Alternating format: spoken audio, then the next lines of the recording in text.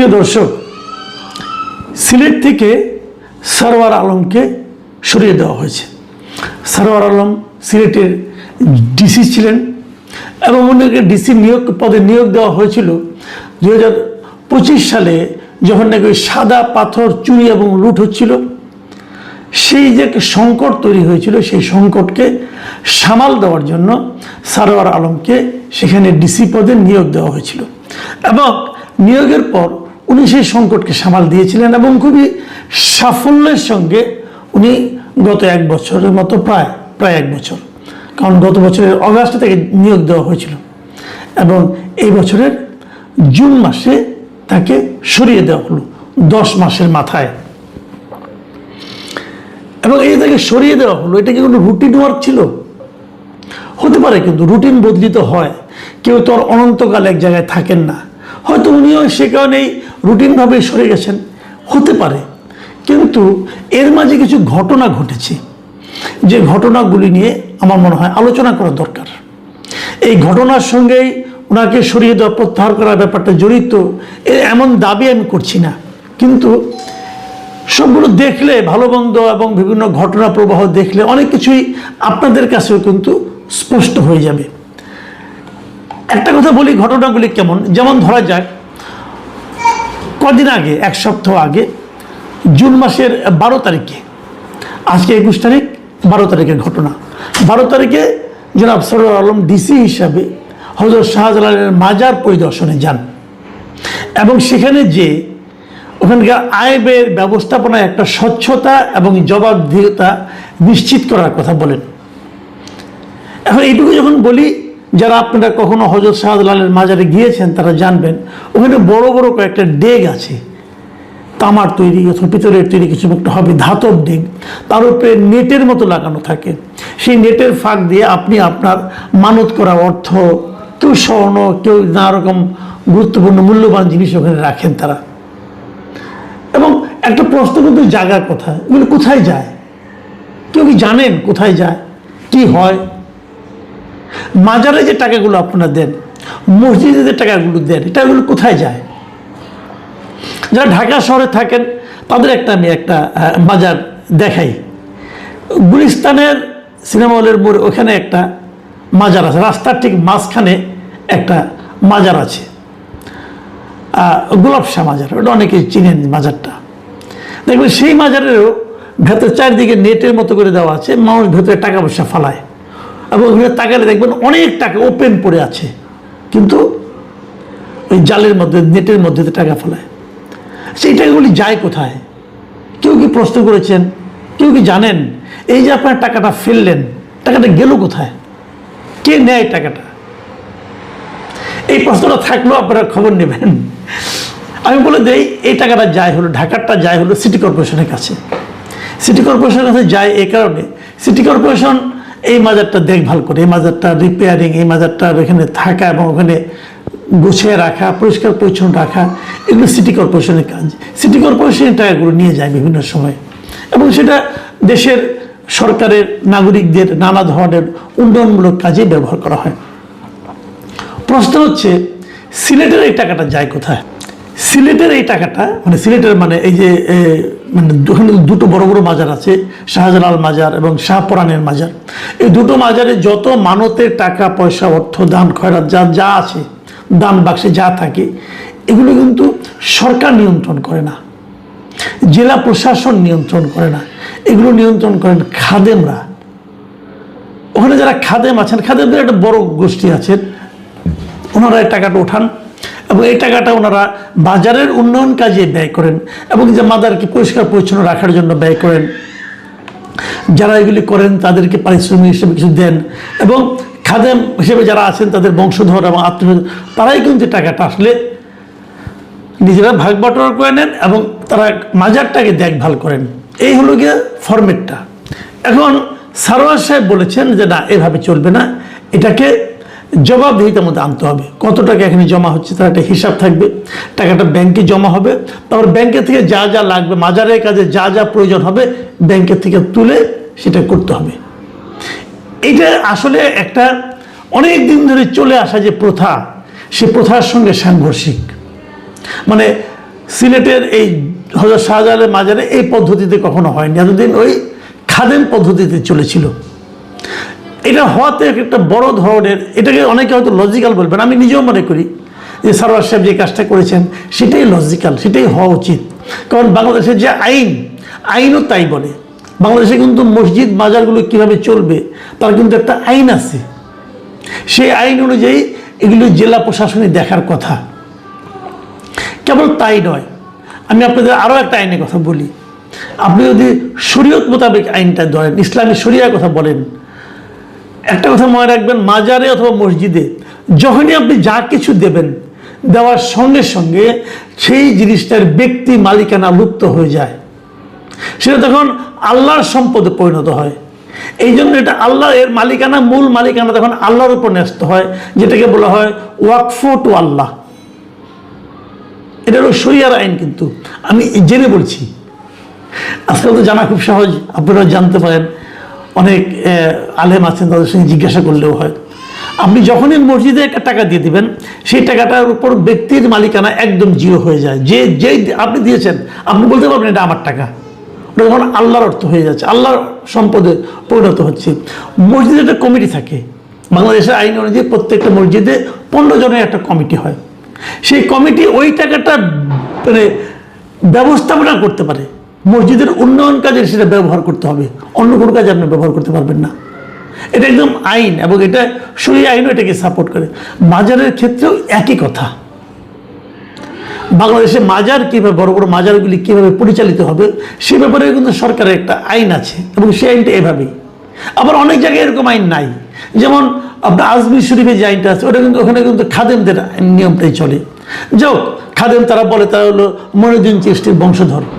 But এখানে যে সমস্যাটা হচ্ছে, যে হযরত শাহজালাল আলাইহিস সালাম উনি বিয়েই করেননি জীবনে, ওনার কোনো সন্তানও নেই, কাজে ওনার কোনো বংশধর কিংবা ওয়ারিশ নেই, এটাই রিয়েলিটি।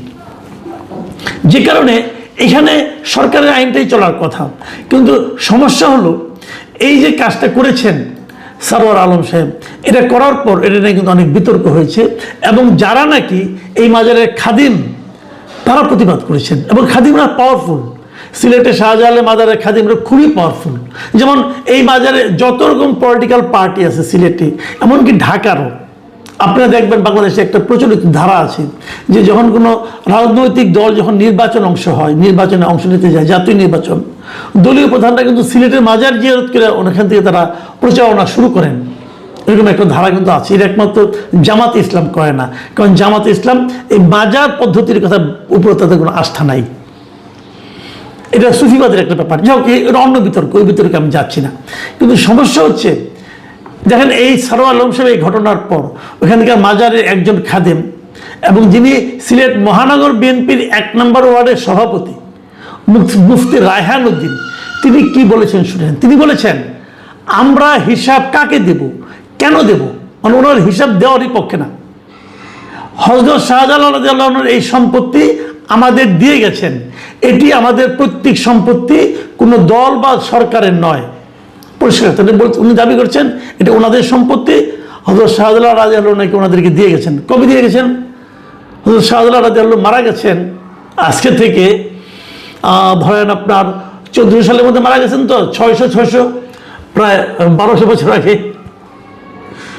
1200 বছর আগে তো ধরেন 1000 বছর আগে উনি মারা গেছেন। এত বছর আগে মারা যাওয়ার সম্পত্তি উনি কাকে দিয়ে গেছেন, কোনো দানপত্র কিভাবে দিয়ে গেলেন, মৌখিকভাবে দিয়ে গেলেন কি দিয়ে গেলেন না, এটা তো একটা বিশাল ব্যাপার। এই প্রশ্নের উত্তর কে দিবে? এবং ওই খাদিম সাহেব দাবি করছেন এটা ওনাদের পৈতৃক সম্পত্তি। আমি জানি না এটা কীভাবে সম্ভব। এবং উনি বলছেন এই যে দান বাক্সে তালা দেওয়া হয়েছে, এটা নাকি উলিয়াদের প্রতি অসম্মানজনক ঘটনা হয়েছে। এবং উনি এটাও বলেছেন, ওনার বক্তব্য হুবহু পড়ছি আমি, যে উলিয়ারা কখনো মারা যান না, কেউ বিশ্বাস করুক বা না করুক, আমরা এটাই বিশ্বাস করি। আমি একটা জিনিস বুঝতে পারছি না, যদি কেউ বিশ্বাস করেন যে কেউ মারা যায় না, উলিয়ারা মারা যায় না, এই বিশ্বাসটা কি ইসলামের সঙ্গে সঙ্গতিপূর্ণ নাকি সাংঘর্ষিক? মারা যায় না, আমাদের মহানবী হযরত মুহাম্মদ সাল্লাল্লাহু আলাইহি ওয়াসাল্লাম উনি মারা যান নাই, উলিয়ারা কি ওনার চেয়েও বড়? আমি জানি না, আমি বলতে পারবো না। আমরা খুব ক্ষুদ্র মানুষ, কি বললে কোন বিপদে পড়ে যাই। কিন্তু আপনারা যারা সাধারণ, আমরা যারা আছে, আমার মতো যারা আছেন, আপনাদের কাছে আমার একটা প্রশ্ন, মারা যায় না ভাই? পৃথিবীতে সকলেই তো মারা যায়, তো অলিয়া উলিরা মারা যাবেন না কেন? ওনার বিশ্বাস হলেই হবে। এই কথা বলার পর, জোর গলায় বলার পর উনি কি আর মুসলিম থাকেন? আমি জানি না, মাঝে যারা আলেম আছেন তারা ফতোয়া দিবেন, আমি বলতে পারবো না। উনি ব্যাখ্যা করেছেন এই টাকাটা ওনারা কী করেন। উনি বলছেন আমরা সব টাকা গ্রহণ করি না, তবে যে অর্থ গ্রহণ করি তা খাদিমদের মধ্যে বন্টন করা হয়, মানে ওনার আত্মীয় স্বজনের মধ্যে বন্টন করা হয়। ওনারাই তো খাদিম, এই বিষয়ে গোপন করার নাই। খাদিমরা যেমন অর্থ গ্রহণ করেন তেমনি দিন রাত পরিশ্রম করেন। এবং উনি এটাও বলছেন যে আমি মহানগর বিএনপির 1 নম্বর ওয়ার্ডের সভাপতি, পাশাপাশি আমি এখানের খাদিম, এটি আমার পৈতৃক সম্পত্তি। এখন ভাবেন, এদের উপর উনি হাত দিয়েছেন কে? ডিসি সরোয়ার আলম। তারপর সরোয়ার আলম যে টিকে আছেন এই তো বেশি, ওনাকে যে চাকরিচ্যুত করা হয় না এই তো বেশি, ওনাকে কেবল প্রত্যাহার করা হয়েছে। এবং কারা প্রত্যাহার করেছে? আওয়ামী লীগ প্রত্যাহার করেছে না? আওয়ামী লীগ তো না, উনি তো বিএনপির লোক।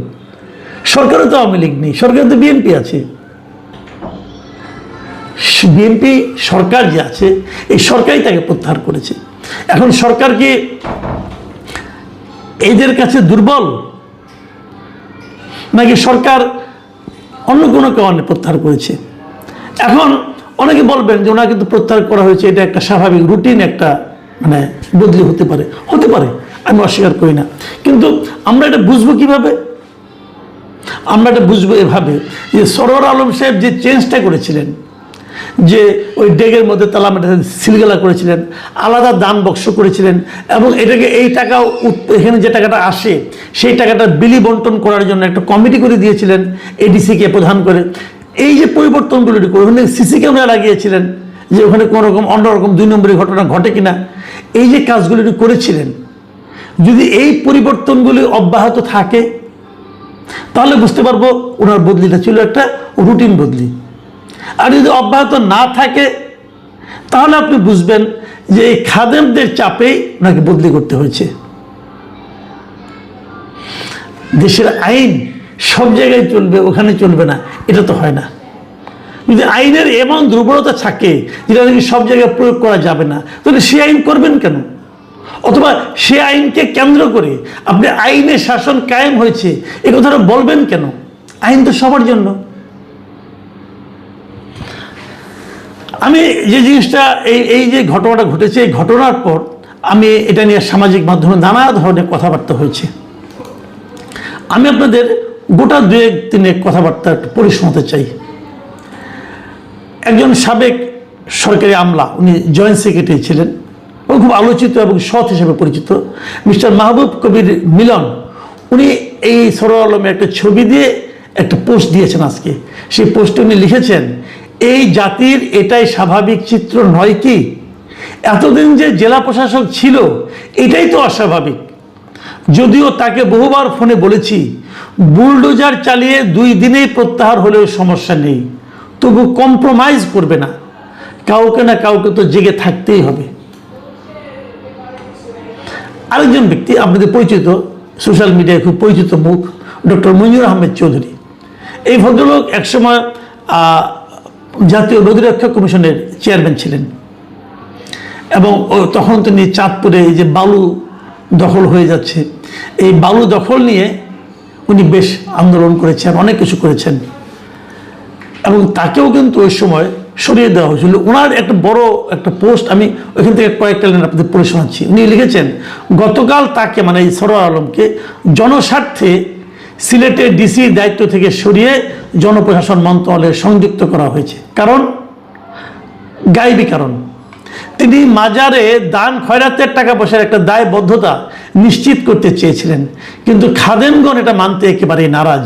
তাদের এক কথা, হযরত শাহজালালের মাজার তাদের একান্তই পারিবারিক সম্পত্তি, তাদের পারিবারিক সম্পত্তিতে বাগড়া দিতে ডিসি সাহেব কেন আসবেন? তাই মাজারের কেরামতি দেখিয়ে খাদেমরা এক অলৌকিক মাঝে যায় ডিসি সাহেবকে তড়িৎ গতিতে সরিয়ে দিলেন। উনি যখন ওনার কথা বলছেন, 2023 সনে তৎকালীন সরকারের এক নারী মন্ত্রীর বালু চুরি বন্ধ করে দিলে আমাকেও ঠিক এমনিভাবে জনস্বার্থে দায়িত্ব থেকে সরিয়ে দেওয়া হয়েছিল।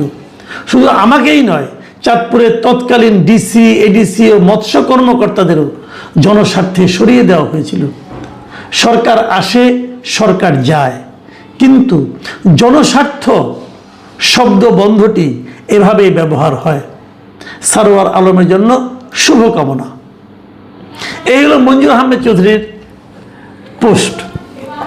আরও অনেক পোস্ট আজকে আমি দেখলাম সোশ্যাল মিডিয়াতে আছে। মোদ্দা কথা হলো, ওনাকে যখন সরিয়ে দেওয়া হয় তখন ওনাকে ওই চিঠিতে লেখা হয়েছিল জনস্বার্থে আদেশ জারি করা হলো। আমরা বুঝতে পারছি না জনস্বার্থ জিনিসটা কি। মানে খাদেমের স্বার্থ আর জনস্বার্থ দুটো কি সমার্থক? আমার আরেকটা কথা বলে শেষ করি, এর বিপরীত মতও কিন্তু আছে।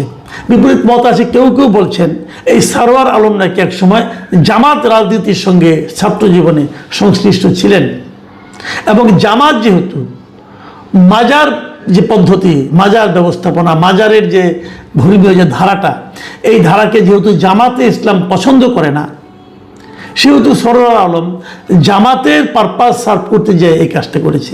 এটার ব্যাখ্যা হতে পারে, কিন্তু এই ব্যাখ্যাকে আমি গুরুত্ব যদি দিইও, তারপরেও আমি বলবো সারোয়ার আলম ডিসি হিসেবে যে কাজটা করেছেন, উনি কি বেআইনি কাজ করেছেন?